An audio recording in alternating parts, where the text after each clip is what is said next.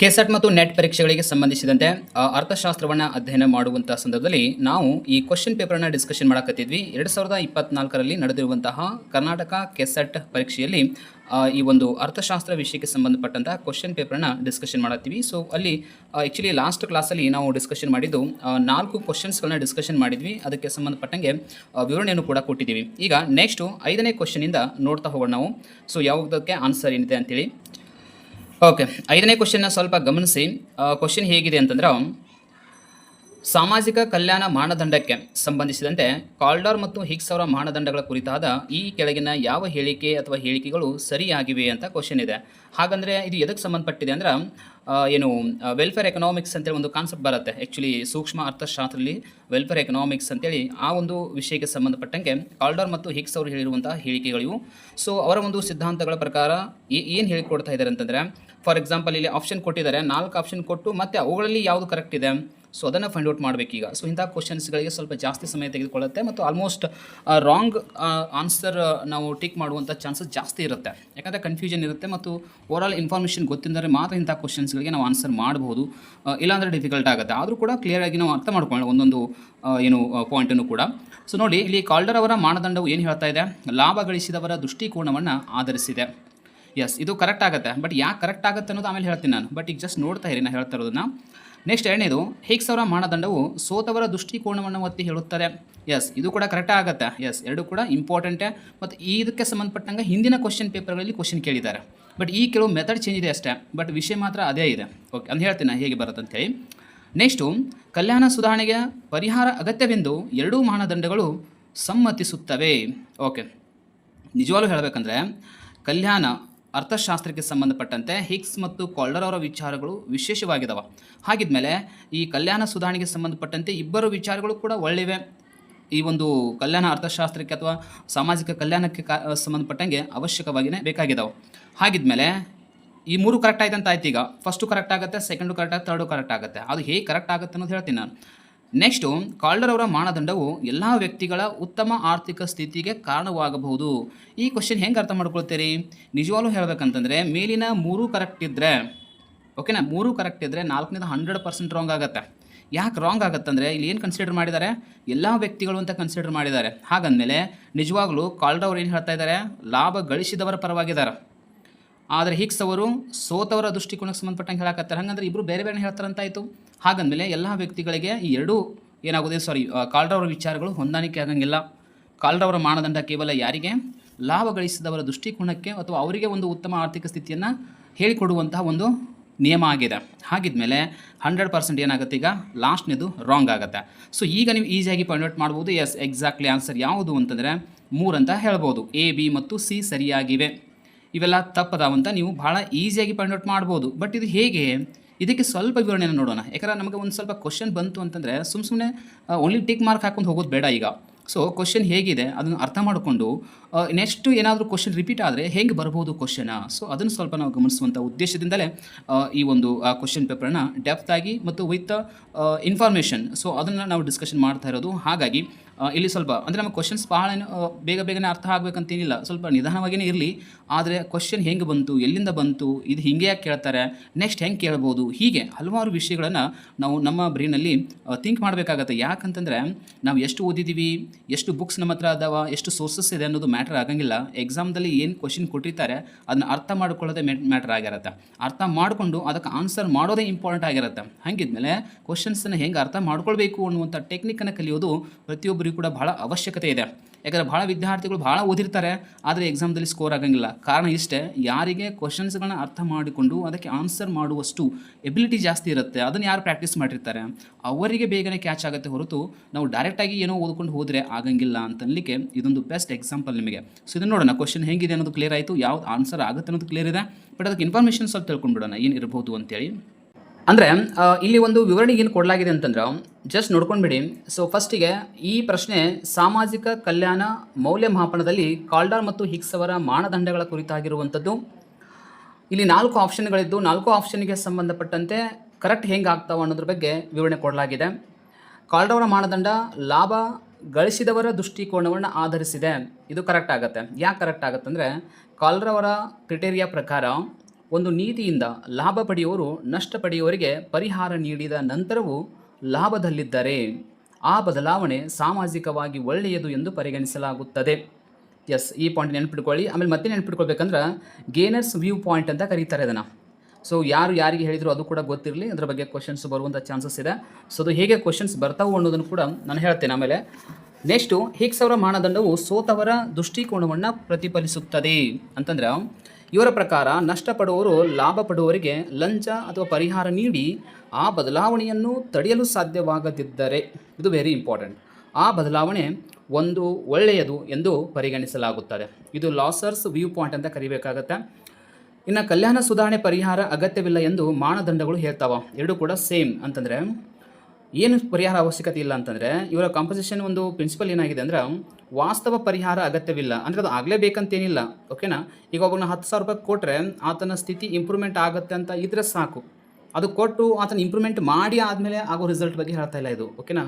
So ಅಂದರೆ ಈಗ ಕೇವಲ ಸಂಭಾವ್ಯ, ಓಕೆನಾ, ಪೊಟೆನ್ಷಿಯಲ್ ಅಂತ ಕರೀತಾರೆ, ನೆನ್ಪಿಟ್ಕೊಳ್ಳಿ, ಪರಿಹಾರ ಸಾಧ್ಯವಾಗಿದ್ದರೆ ಸಾಕು ಎಂದು ಹೇಳುತ್ತಾರೆ.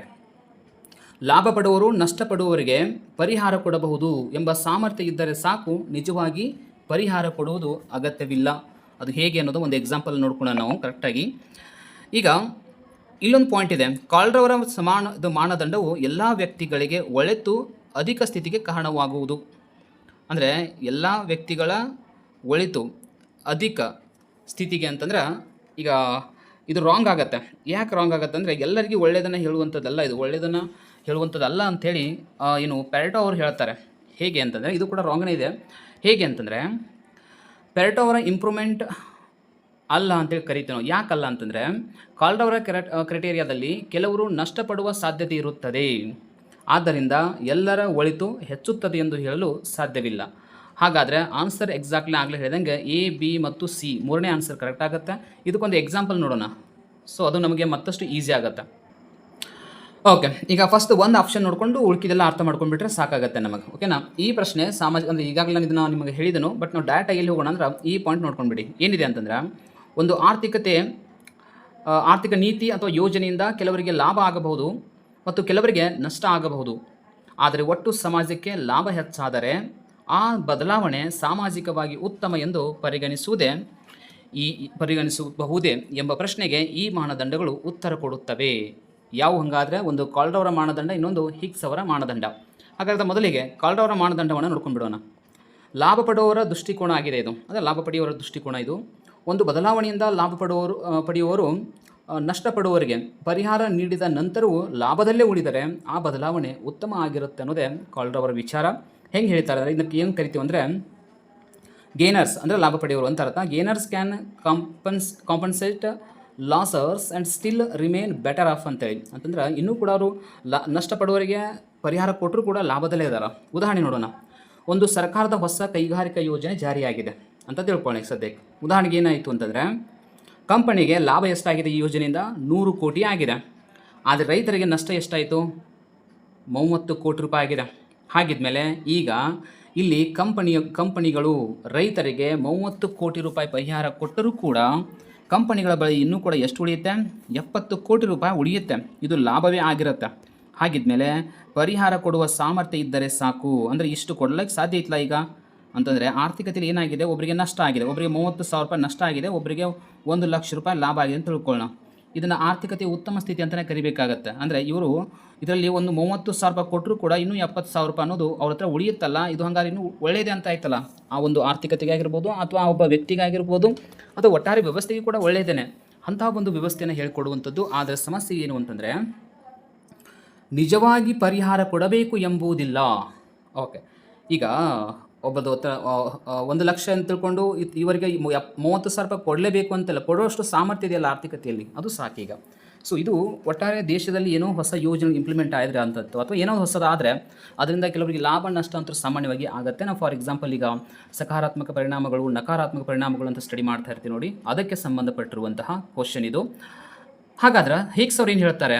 ಓಕೆ, ಇವರು ನಷ್ಟಪಡುವವರ ದೃಷ್ಟಿಕೋನಕ್ಕೆ ಸಂಬಂಧಪಟ್ಟಂಗೆ ಮಾತಾಡ್ತಾರೆ. ಹೇಗೆ ಅಂತಂದರೆ, ನಷ್ಟಪಡುವವರು ಲಾಭ ಪಡುವವರಿಗೆ ಹಣ ನೀಡಿ ಆ ಬದಲಾವಣೆಯನ್ನು ತಡೆಯಲು ಸಾಧ್ಯವಾಗದಿದ್ದರೆ ಆ ಬದಲಾವಣೆ ಉತ್ತಮ ಅಂತ ಹೇಳ್ತಾರೆ. ಅದು ಹೇಗೆ ಅಂತಂದರೆ, losers cannot bribe gainers enough to stop the change.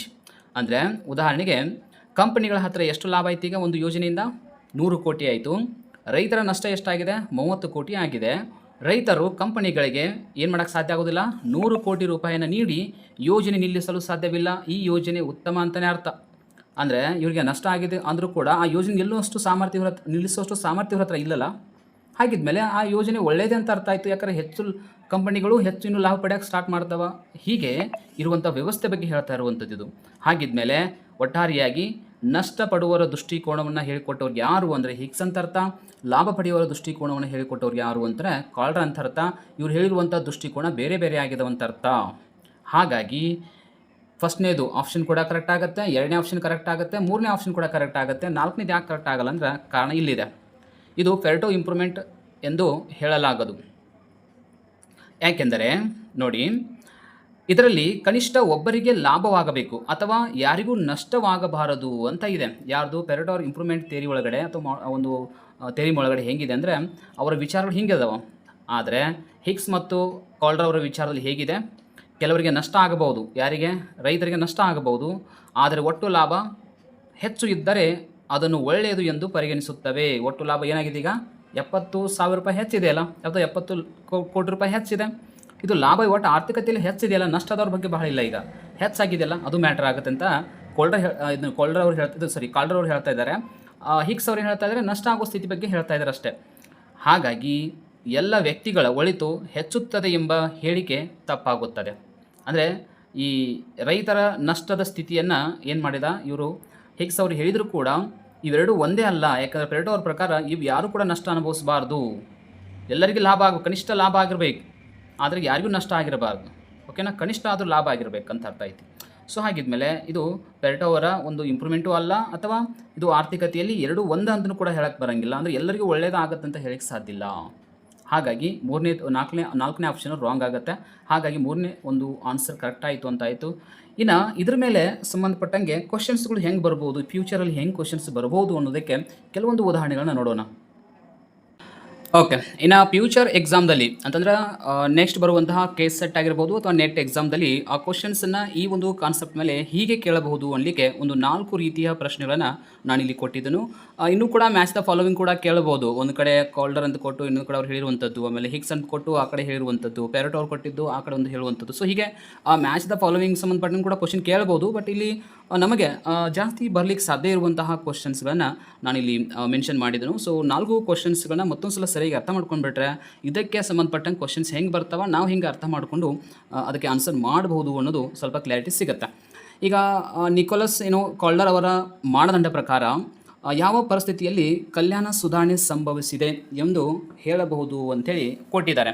ಅಂದರೆ ದೇಶದ ಒಂದು ಕಲ್ಯಾಣ ಸ್ಥಿತಿ ಸಂಭವಿಸುವ ಅಥವಾ ಭಾಳ ಚೆನ್ನಾಗಿ ಉತ್ತಮವಾಗಿರುವಂಥ ಆರ್ಥಿಕ ಸ್ಥಿತಿ ಅಂಥೇಳಿ ಕೂಡ ಕರೀಬಹುದಲ್ಲ, ಅದನ್ನು ಯಾವ್ದು ಹೇಳುತ್ತೆ ಅಂಥೇಳಿ ಕೊಟ್ಟಿದ್ದಾರೆ. ಸೊ ಯಾವ್ದು ಇರಬಹುದು ಅಂತಂದರೆ ನೋಡಿ, ಫಸ್ಟಿಗೆ ಆನ್ಸರ್ ಕೂಡ ಸಿ ಇದೆ, ಅದು ಬೇಡೋಣ. ಮೊದಲೇ ಫಸ್ಟ್ ಕ್ವಶನ್ ಆಪ್ಷನ್ ನೋಡ್ಕೊಂಬಿಡಿ. ಎಲ್ಲ ವ್ಯಕ್ತಿಗಳ ಉಪಯೋಗ ಹೆಚ್ಚಾದಾಗ ಅಂತಿದೆ. ಅದು ಸಾಧ್ಯತೆನಾ? ಇಲ್ಲ. ನಾವು ಈಗಾಗಲೇ ಡಿಸ್ಕಷನ್ ಮಾಡೋ ಪ್ರಕಾರ ಕಾಲ್ಡರ್ ಅವರು ಏನು ಹೇಳ್ತಾ ಇದ್ದಾರೆ, ಓನ್ಲಿ ಲಾಭ ಪಡೆಯುವವರ ದೃಷ್ಟಿಕೋನವನ್ನು ವಿವರಣೆ ಕೊಟ್ಟಿದ್ದಾರೆ. ಹಾಗಿದ್ಮೇಲೆ ಇವರು ನಷ್ಟ ಪಡೆಯುವವರ ಬಗ್ಗೆ ಏನು ಮಾಡಿಲ್ಲ, ದೃಷ್ಟಿಕೋನವನ್ನು ಕೊಟ್ಟಿಲ್ಲ. ಹಾಗಾಗಿ ಎಲ್ಲ ವ್ಯಕ್ತಿಗಳ ಉಪಯೋಗ ಹೆಚ್ಚಾದಾಗ ಅಂತಲ್ಲ, ಕೆಲವೊಬ್ಬರು ನಷ್ಟವಾಗ್ತಾರೆ. ಓಕೆನಾ, ಅದು ಕೂಡ ಹೈಲೈಟ್ ಆಗುತ್ತೆ. ನೆಕ್ಸ್ಟು ನಷ್ಟ ಪಡುವವರಿಗೆ ನಿಜವಾದ ಪರಿಹಾರ ನೀಡಿದಾಗ ಅಂತಿದೆ. ಅದನ್ನಂತೂ ಇವರು ಹೇಳಂಗಿಲ್ಲ. ಯಾರು ಹೇಳಿದ್ದಾರೆ? ಹಿಗ್ಸ್ ಅವರು ಹೇಳಿದ್ದಾರೆ. ಹಾಗಾಗಿ ಇದು ಎರಡೂ ಕೂಡ ರಾಂಗ್ ಆಗುತ್ತೆ.